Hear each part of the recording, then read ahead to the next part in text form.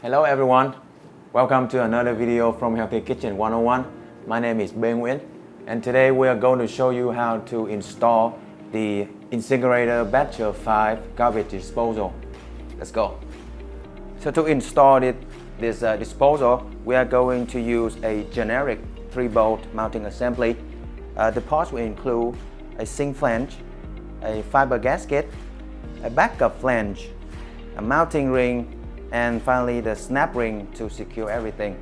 We are also going to use Plumber's Putty to create a seal around the sink flange before I go into the sink. For tools, we're going to use a power tool, a screwdriver, and a wrench to secure the lower mounting ring. And yeah, that's it. First thing you want to do is use the putty or any type of sealant to establish a seal between the flange and the sink.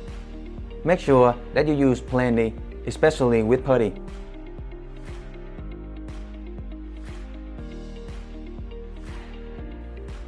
When you put the flange in place, press firmly so that the substance fills up the gap. Then clean the excess sealant and use a heavy object to hold the flange still while you finish the rest under the sink. Here we use the disposal itself because it's quite heavy already. Go under the sink and remove the excess substance.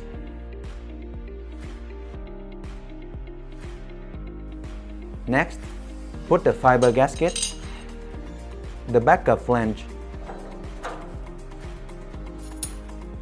and the mounting ring onto the flange on that order.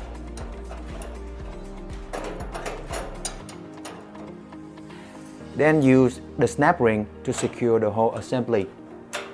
The snap ring can be a little tricky, so take your time.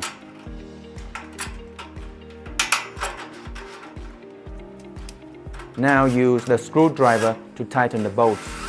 The power tool speeds up the process, but it's not required if you don't have one.